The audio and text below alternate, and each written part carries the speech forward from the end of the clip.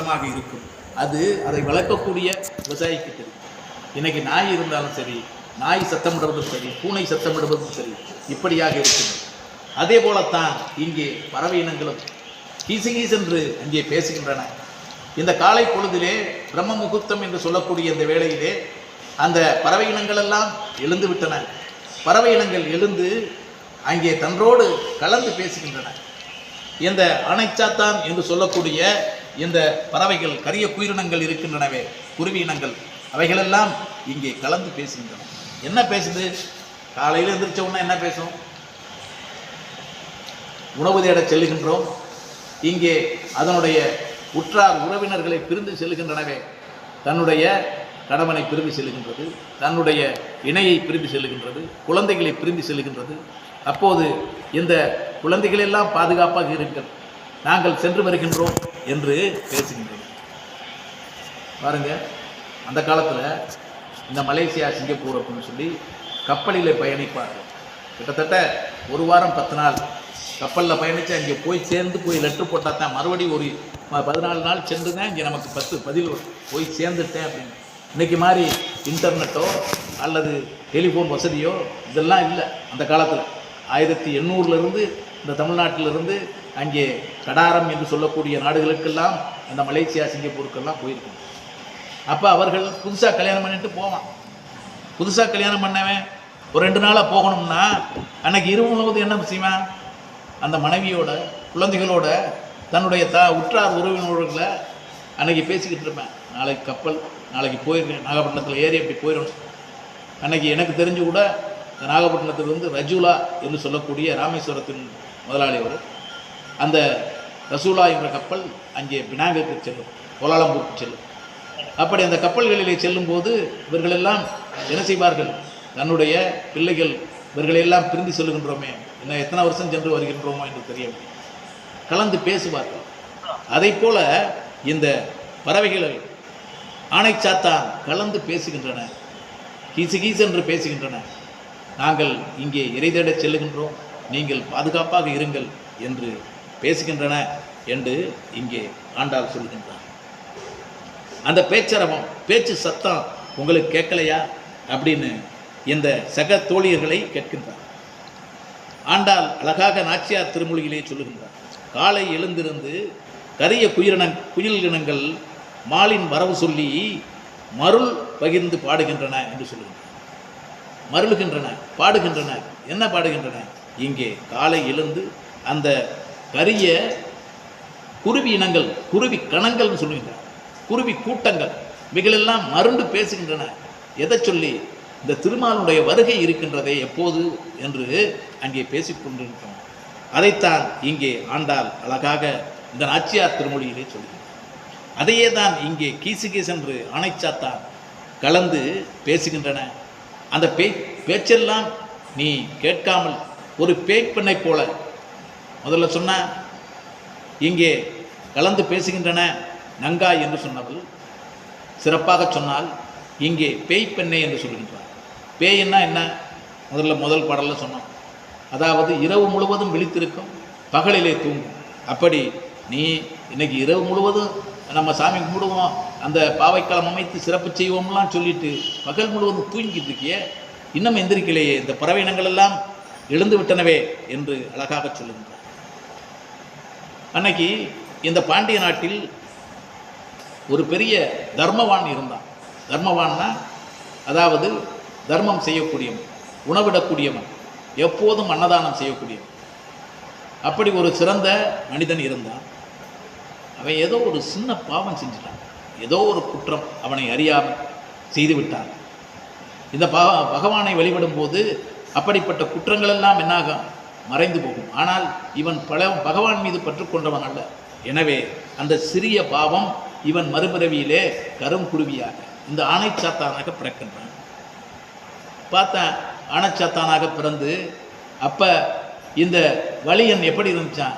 அது எளியனாக இருந்தது, எளிமையுடையதாக, எல்லா பறவைகளுக்கும் பயந்து, இந்த கரிச்சானை பார்த்து, இந்த கருங்குருவியை பார்த்து மற்ற காகமிலிருந்து எல்லா பறவையினமும் விரட்டி அதை கொத்துமா. அப்போ இதுக்கு பயந்து போய் நடுநடுங்கி வாழ்ந்து ஒரு வனப்பகுதியிலே சென்று விட்டது.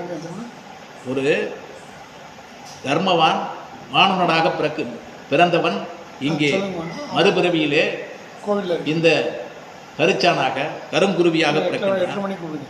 போய் காட்டுப்பகுதியில் வனப்பகுதியில் தெரியுது, வேதனையோடு தெரியுது, என்னடா அப்படி நம்மளை எல்லா பறவையினங்களும் விரட்டுகின்றதே, கொத்துகின்றதே, நாம் உயிர் வாழ முடியாதா என்று சொல்லி இருக்கின்றது. ஒரு மரத்திலே அயர்ந்து இருக்கும்போது அந்த மரத்தடுத்திலே ஒரு சிவபக்தன் வருகின்றான். சிவபக்தன் அங்கே இருக்கின்றான்.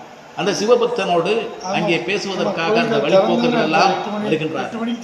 வழிப்போக்கர்கள் வந்து அங்கே அவரிடம் அமர்ந்து பேசும்போது அவன் சொல்லுகின்றான், ஏன் இந்த துன்பம் அடைகின்றீர்கள்? நீங்களெல்லாம் துன்பம் அடைய தேவையில்லை. இந்த மதுரையிலே அங்கே சொக்கநாதர் திருக்கோயில் இருக்கின்றதே, மீனாட்சி சொக்கநாதர் கோயில், அங்கே சென்று நீங்கள் அந்த பொற்றாமரை குளம் இருக்கின்றது, அந்த குளத்திலே நீரை எடுத்து அதை தெளித்து கொண்டால் கூட போதும். அந்த சிறப்பை நீங்கள் செய்கின்ற என்றால் உங்களுக்கு முக்தி கிட்டும், உங்களுக்கு வேண்டியதை நீங்கள் பெறலாம் என்று அந்த சிவபக்தன் சொல்லுவான். இது அந்த கருங்குருவி கேட்டுக்கிட்டு இருக்கு, இந்த கரிச்சான் கேட்டுக்கிட்டு இருக்கு, ஆனைச்சாத்தான் கேட்டுக்கிட்டு இருக்கு. நாம் இன்னைக்கு துன்பம் அடைந்து கொண்டு இருக்கின்றோமே, இந்த நிலைமை மாற வேண்டும் என்றால் நாம் என்ன செய்ய வேண்டும்?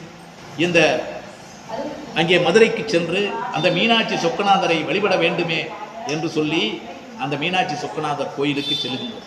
வனப்பகுதியிலே இருந்து சென்று அங்கே அந்த பொற்றாமரை குளத்திலே நீராட்டி கொண்டு உள்ள புகுந்து அந்த பொத்தாமரை குளத்திலே என்ன செய்கின்றது? நீராடுகின்றது. மீண்டும் அந்த மீனாட்சி சொக்கநாதர் கோயிலையே 3 நாள் சுற்றி வருகின்றது. உணவு ஏதுமே அருந்தலை, உணவு ஏதுமே சாப்பிடல. 3 நாள் அந்த பகவானை வேண்டி அங்கே வருகின்றது. அப்போ தான் மீனாட்சி கேட்கின்றாள், என்ன இந்த ஒரு கருப்பு பறவை இப்படியே சுற்றிக்கிட்டு இருக்குதே, இந்த எலியன், அப்போ அதுக்கு பேர் எலியன் தான், இந்த எளிமையான பறவை இங்கே சுற்றி கொண்டு இருக்கின்றதே என்று கேட்கும்போது சொல்கிறார், இது முற்பிறவியில் ஒரு தர்மவான், அவன் ஒரு சின்ன குற்றம் பண்ணதுனால இந்த எலியனாக இந்த கருங்குருவியாக பிறந்து விட்டான். அதனால் இந்த அவருடைய சிவபக்தனுடைய பேச்சை கேட்டு இங்கே வந்து நீராடி அங்கே 3 நாள் உணவு ஏதும் அருந்தாமல் இருக்கின்றது அப்படின்னு சொன்ன உடனே இதற்கு ஏதாவது நீங்கள் செய்யுங்கள் என்று சொல்லுகின்றார். அப்போ தான் அந்த கருங்குருவியை பார்த்து இவன் பகவான் இங்கே சிவன் அதற்கு வேண்டிய ஒரு உதவியை செய்கின்றான். என்ன உதவி? இந்த மார்க்கண்டேயன் என்பவன் யம பயம் கொண்டிருக்கின்றான். அவனுக்கு ஒரு மந்திரத்தை சொல்லுகின்றான். அதாவது மிருத்யுஞ்சய மந்திரம் என்று சொல்லக்கூடிய ஒரு மந்திரம். அதையே இந்த கருங்குருவிக்கும் உபதேசம் செய்கின்றான் சிவன். அப்போ இந்த பயம் போய்விட்டது. இந்த மந்திரத்தை சொன்னதனால் இந்த கருங்குருவிக்கான பயம் போய்விட்டது. உடனே சொல்லுகின்றான், இன்று முதல் நீ எளியவன் அல்ல, வலியன், உன்னுடைய பெயரே வலியன், வலிமை நிறைந்தவனாக இருப்பாய். உன்னை விட பன்மடங்கு பெரிய பறவைகள் கூட உன்னை கண்டு விலகிச் செல்லும், உன்னை கண்டு பயந்து ஓடும், அவ்வளவு பெரிய வல்லமை உள்ள வலியனாக நீ இருப்பாய் என்று அந்த மந்திரத்தை பகவான் சொல்லுகின்றான். இன்றைக்கும் பார்த்திங்கன்னா மதுரையில் இந்த ஆவணி திருவிழாவில் பார்த்திங்கன்னா இந்த தெற்காவணி மூல வீதியிலே 2ஆம் நாள் விசேஷமாக இது நடக்கும். அதாவது இந்த வலியனுக்கு உபதேசம் செய்வது, கருங்குருவிக்கு உபதேசம் செய்வதாக, சொக்கநாதர் வந்து உபதேசம் செய்வதாக இந்த 2ஆம் நாள் திருவிழா இன்றும் நடந்து கொண்டிருக்கின்றது என்பதனை பார்க்க வேண்டும்.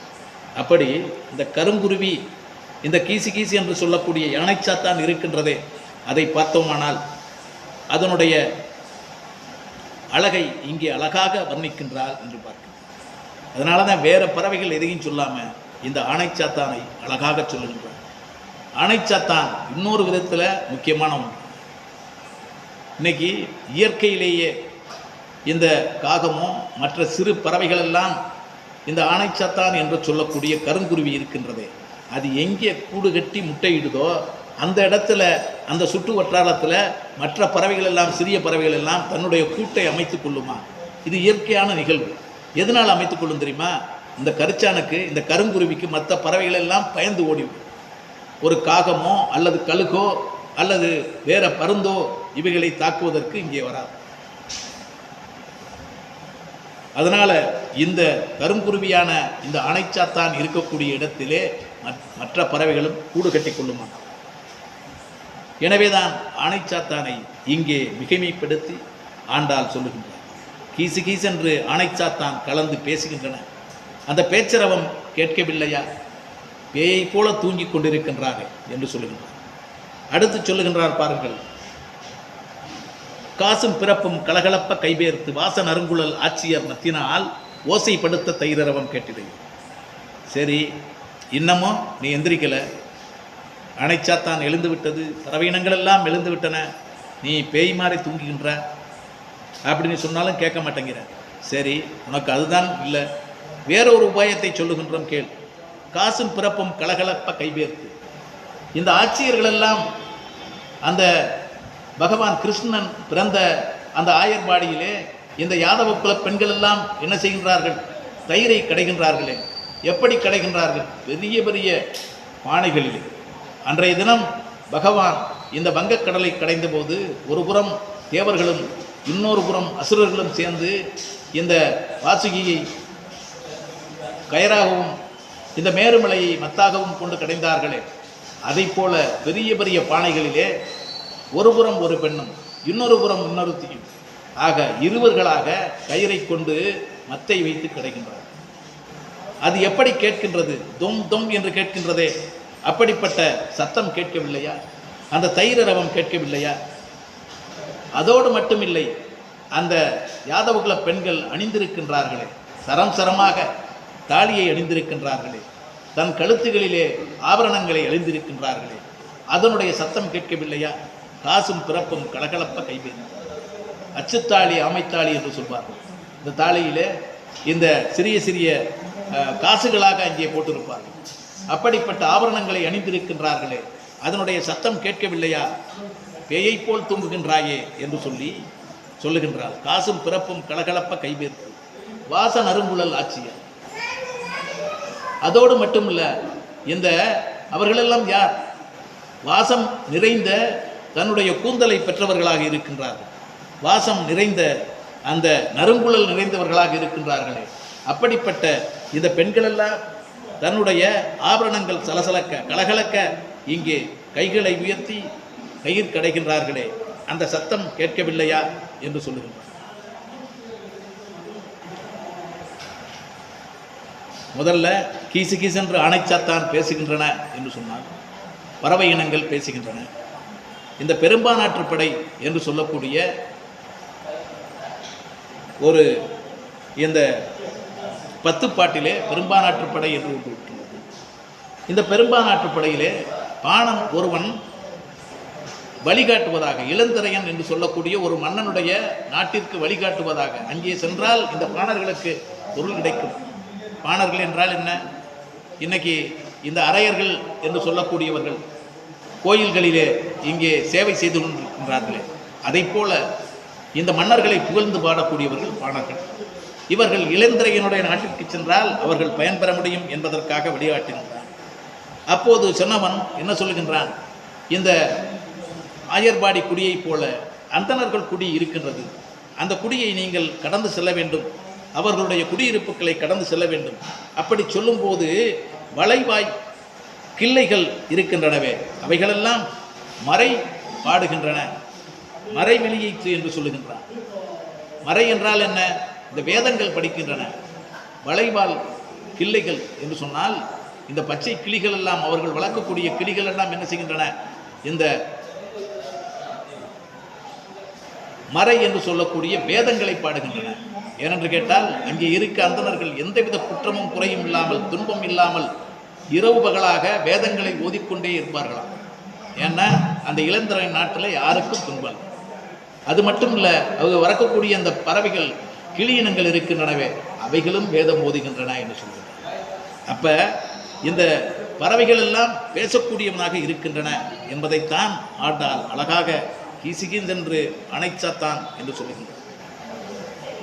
அடுத்து இந்த வாச நறுங்குழல் ஆட்சியர் என்று சொல்லுகிறார். இந்த குழல்களிலே ஆட்சியனுடைய இந்த யாதவகுல பெண்களுடைய கூந்தல் எப்படி மணக்கின்றதாக இருக்கின்றது. அன்றைய தினம் இந்த பாண்டியனுடைய அவையிலே ஒரு பாடல் பாடப்பட்டது. என்ன அப்படின்னு கேட்டால், தரிமி என்பவனிடம் இந்த பகவான் ஒரு பாட்டை எழுதி கொடுத்து அதை நீ பாடி பரிசில் பெற்று வா என்று சொல்லுகின்றான். பாண்டிய மன்னனுக்கு என்ன சந்தேகம்?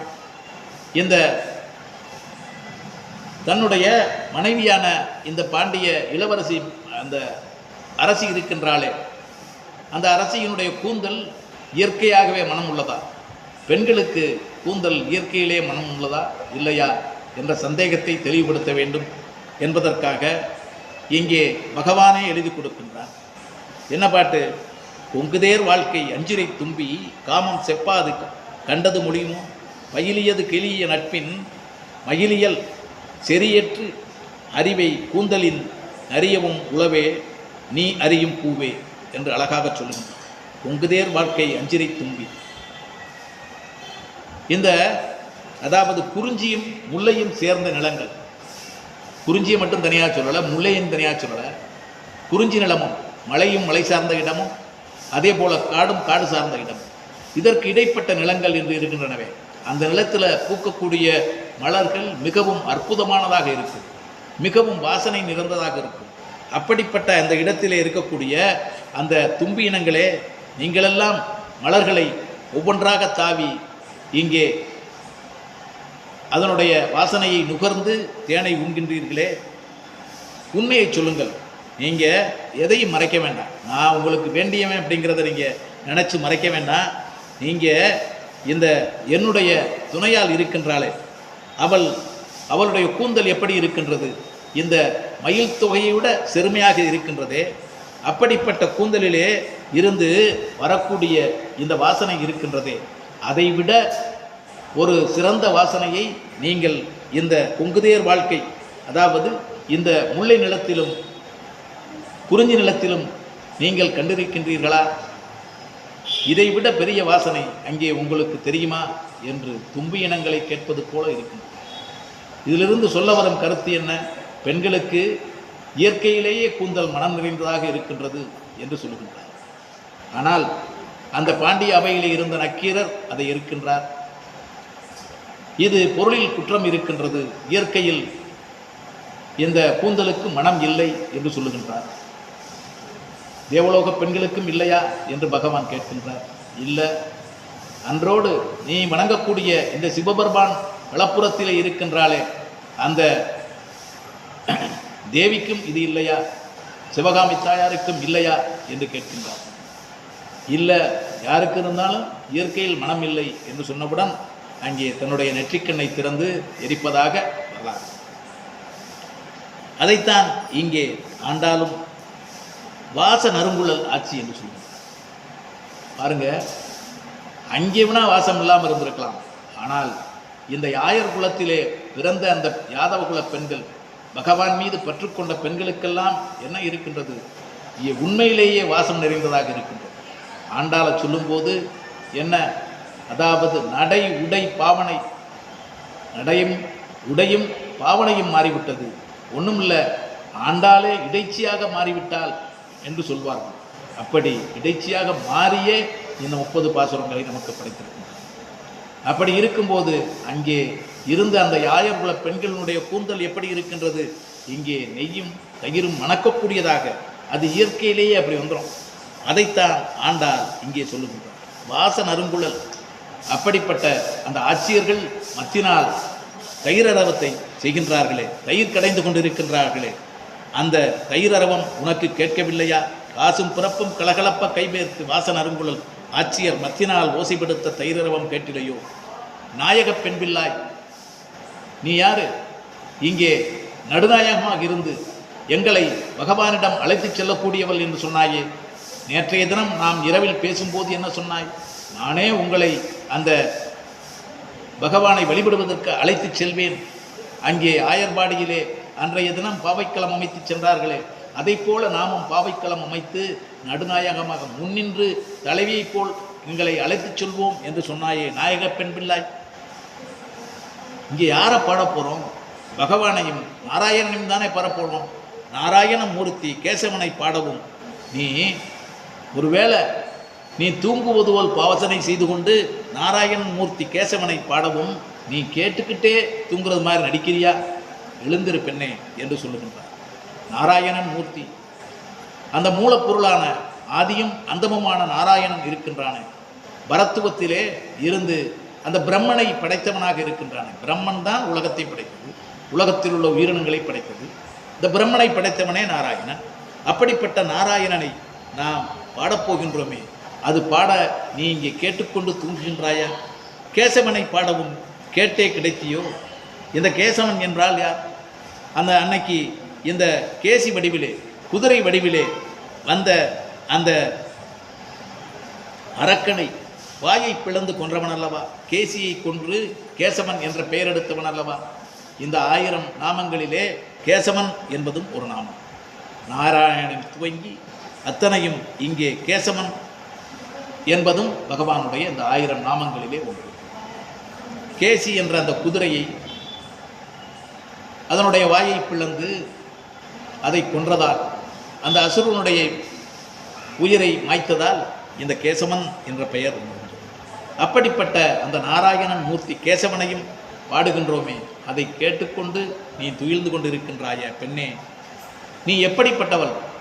நாயக பெண் பிள்ளை என்று சொன்னது மட்டுமில்லாமல் தேசமுடையாய் மிகவும் அழகு பெற்றவளே, நீ இங்கே தலைவி போல் நடத்தி செல்லக்கூடியவள், அழகானவள். உன்னுடைய அழகுக்கு இங்கே ஈடு இணை இருக்கின்றதா? பைங்கிளியை போன்றவள் அல்லவா? தேசமுடையவளே, உன்னுடைய கதவுகளை திறந்து நீ வெளியே வா, இந்த பாவைக்களம் அமைத்து நாம் பயன்பெற வேண்டுமே என்று சொல்லி தேசமுடையாய் திருவேளேர் எம்பாவாய் என்பதாக இன்றைய பாசுரத்தை அழகாக முடிக்கின்றார். கீசு கீசென்றும் ஆணைச்சாத்தான் கலந்து பேசின பேச்சரவம் கேட்டிலையோ பெய்ப்பெண்ணே, காசும் பிறப்பும் கலகலப்ப கைபேர்த்து வாசன அருங்குழல் ஆட்சியர் மத்தினால் ஓசைப்படுத்த தைரவம் கேட்டிலையோ, நாயக பெண்பிள்ளாய் நாராயணன் மூர்த்தி கேசவனை பாடவும் நீ கேட்டே கிடைத்தியோ, தேசமுடையாய் திருவேளேர் எம்பாவாய் என்பதாக அழகாக சொல்லுகின்றார். நாளைய பாசுரமும் 8வது பாசுரமும் இயற்கையினுடைய நிலையை ஒன்றியே ஆண்டாள் சொல்லுங்கள். இதெல்லாம் இதை உணர்த்துகின்றது. இயற்கையோடு நாம் ஒன்றி வாழ வேண்டும். எப்படி பறவை இனங்கள் ஒன்றி வாழ்கின்றனவோ அதைப்போல் நாம் வாழ்ந்து இந்த பகவானுக்கு நன்மை செய்ய வேண்டும், பகவானை நாம் கண்டறிய வேண்டும் என்று சொல்கின்றனர். அதைத்தான் நாளைய பாசுரமான கீழ்வானம் வெல்லென்று எருமை சிறுவீடு மேய்வான் பரந்தனகான், மிக்குள்ள பிள்ளைகளும் போவான் போகின்றானை போகாமல் காத்து உனக்காக நிற்கின்றோம் என்று சொல்வதாக அழகாக சொல்லுகின்றது. கீழ்வானத்திலே வெல்லென்று ஒளி பரவுகின்றது.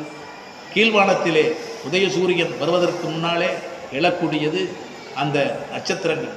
அந்த நட்சத்திரங்கள் வரும்போது வெள்ளி என்று சொல்வார்கள். வெள்ளி முளைக்கும் நேரம் 4 மணிக்கு வெள்ளி முளைக்கும். அந்த வெள்ளி முளைக்கும் நேரத்திலே கீழ்வானம் வெண்மையாக இருக்கும். அப்படிப்பட்ட அந்த பிரம்ம முகூர்த்த நேரத்திலே நாம் எழ வேண்டும் என்பதை சொல்வதாக நாளைய பாசுரம் அமைந்திருக்கின்றது. நாளைய தினம் அந்த பாசுரத்தை பார்ப்போம்.